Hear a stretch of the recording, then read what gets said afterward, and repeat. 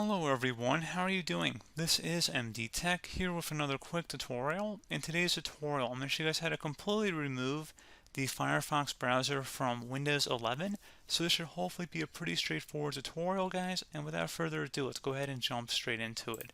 So all you have to do is right click on the Windows Start button and select Settings.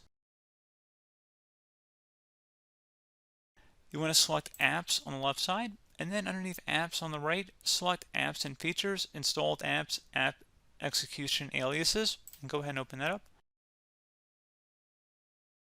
In the Search Apps field, go type in Firefox. Best result should come back with Firefox. Go ahead and select the three-dotted icon next to it, and select Uninstall. This app and its related info will be uninstalled. Select Uninstall. Select Yes if you receive a user account control prompt, and then select Next. Select Uninstall, and go ahead and select Finish. At this point, close out of here and restart your computer.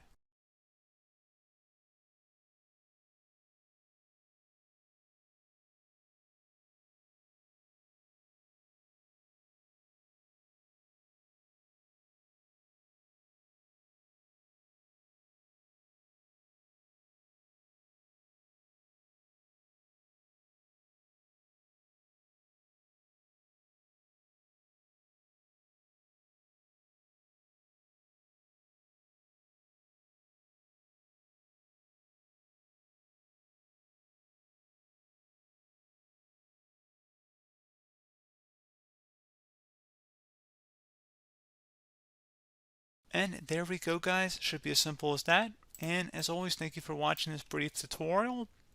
Do hope I was able to help you out, and I do look forward to catching you all in the next tutorial.